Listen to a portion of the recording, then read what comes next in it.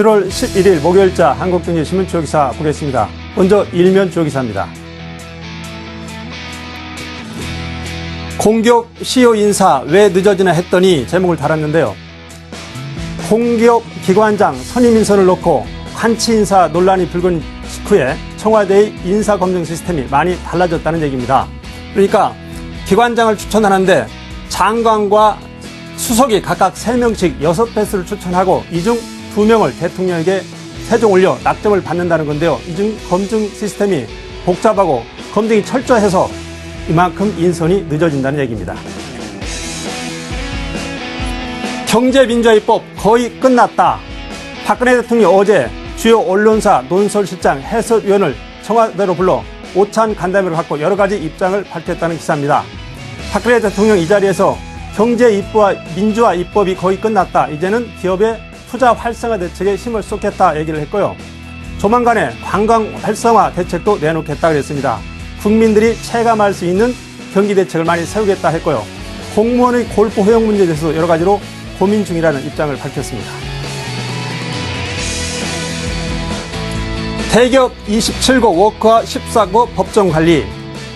금융감독원이 어제 채권단과 함께 기업 신용평가를 하고 한 결과 40개 기업이 구조조정 리스트에 올랐다는 기사입니다. 북한이 어제 이산가족과 금강산 회담을 재개하자는 회담을 갖자고 전격 제의했습니다. 정부는 인도주의 차원에서 이산가족 상봉은 수용하되 금강산 관광은 일단 유보적인 입장을 표하고 있습니다. 한편 어제 열린 2차 개성공단 실무회담에서는 남북 간의 합의점을 찾지는 못했습니다. 우리 측은 신변 안전, 재발 방지가 우선이고 북한은 우선 빨리 재개를 하자는 입장이어서 15일에 3차 실무 추가 회담을 갖기로 했습니다. 자, 대기업 40곳이 구조조정 리스트에 올랐다는 기사를 좀 더 자세히 살펴보겠습니다. 기사 내용을 좀 보시겠습니다. 금융감독원은 10일 채권은행들과 함께 은행 등 금융권에서 빌린 돈이 500억 원을 넘는 대기업 1,802개 가운데 584개에 대한 신용위험 세부평가를 실시해 27개사를 C등급, 13개사를 D등급으로 각각 분류했다 그랬습니다. 금융감독원은 매해 정기적으로 신용위험 평가를 하는데 지난해는 이게 36개였는데 올해는 지난해 40개로 4개 기업이 늘어났습니다. 그런데 특징이 되는 것은 건설회사가 이 중 4개나 포함됐다는 것이고요. 이제 C그룹, D그룹으로 나눠져 있는데 C그룹은 말 그대로 워크아웃입니다. 워크아웃은 기업 재무구조 개선 작업을 하는 것이고요. D그룹은 법정관리, 그러니까 기업 회생 절차를 밟는 것인데 워크아웃의 경우에는 채권단과 기업의 서로 약정을 맺고 여러 가지 재무구조 개선을 해나갈 수 있는 방안을 찾는 것이고 이 경우에는 채권단이 추가적으로 지원도 가능한데 D기업은 실질적으로 채권 채무가 모두 동결되면서 법정 과제를 받고 파산과 회생의 그 중간 선상에 있다고 보면 되겠습니다. 자, 이 표를 잠깐 보시면은요. 지난해는 36개입니다. 그런데 이번에는 40개로 4개 늘어났고요. 말씀드린 것처럼 건설사가 20개나 포함된 것이 눈에 띄고요. 건설 경기가 안 좋아지면서 철광과 석유화학 분야도 지난해는 하나도 없었는데 올해는 2군데로 늘어난 것이 좀 눈에 띕니다. 조선해운도 지난해 2개에서 3개로 늘어났습니다. 기업들을 보니까 오성 SLT, 웅진에너지, 드림라인들이 워크아웃 대상이 되고 있습니다.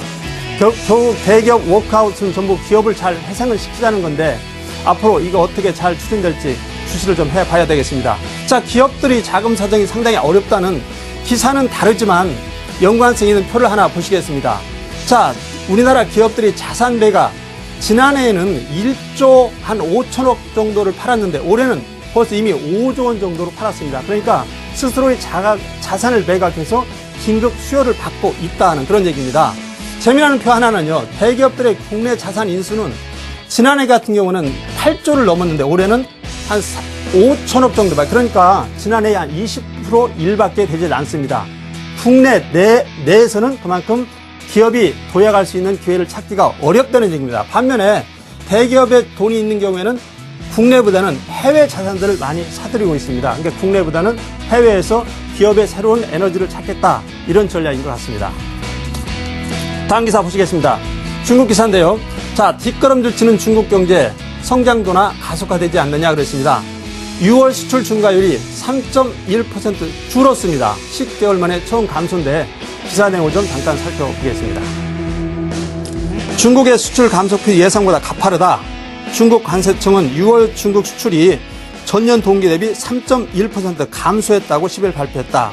수출 감소는 17개월 만에 처음이며 감소폭은 2009년 10월 이후 최대다. 성장 둔화 우려가 커지면서 하반기에는 중국 정부가 경기 부양책을 내놓을 수 있다는 전망이 힘을 얻고 있다 그랬습니다.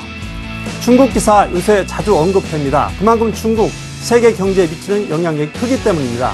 아시겠지만 중국은 미국과 함께 G2입니다. 세계 경제를 이끄는 양대 축이고요. 한때는 세계의 공장 또는 거대한 소비 시장입니다. 그러니까 중국의 수출이나 수입이 줄어든다고 하는 것은요. 중국에 진출한 외자 기업들이 수출 여건이 그만큼 좋아지지 않고 있고 또 중국으로 수출하려는 그런 기업들의 생산성도 같이 안 좋아지고 있다는 얘기입니다. 중국의 2007년엔 중국 외자 기업들이 수출 비중이 전체에서 한 57%입니다. 지난해는 약간 50%를 밑들고 있는데요. 중국의 수출이 안 좋아지고 수입이 안 좋아지는 것은 세계 경제에 모두 부담을 주고 있다는 얘기입니다. 말씀드린 것처럼 제목을 보면 수출이 모두 예상보다 부진하고 경쟁력 저하가 우려된다고 그랬습니다. 그런데 어제 수출입이 안 좋다는 그런 발표가 나왔지만 오히려 상하이 지수는 2%대 올랐습니다. 경기가 안 좋으니까 중국이 긴축 정책을 포기하고 오히려 적극적인 경기 부양책을 펴지 않을까 하는 그런 기대감을 반영하고 있는데 경기 부진이 역설인 것 같습니다. 자, 뒷걸음질 치는 중국 수출 증가를 표를 보시면은요, 5% 정도 증가하다 지금 이 하락 속도가 무척이나 이 가파른 것을 볼 수 있고 드디어 이제 수출 증가율이 마이너스까지 돌아섰다는 얘기입니다. 증권명 기사 보시겠습니다.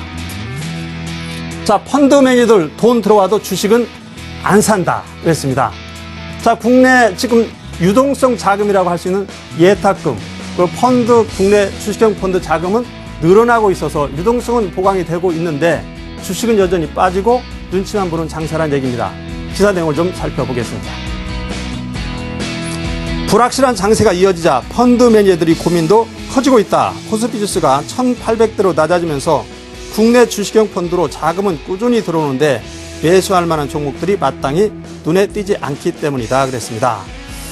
자, 눈치만 보는 장사란 얘기입니다. 국내 주식형 펀드 지난 한 달간 유입액이 1조 6천억 정도 늘어났습니다. 고객 예탁금도 며칠 전에 말씀드린 것처럼 늘어나는 추세인데 주식은 사지 않고 있다는 얘기입니다. 항상 말씀드리지만은 중국, 미국 변수, 국내 기업들이 경기 불안 이런 것들이 겹치면서 좀 기다려보자. 주가가 더 떨어질 가능성도 있다. 이렇게 투자의 고수인 펀드 매니저들은 판단을 하고 있는 것 같습니다. 표를 잠깐 보실까요?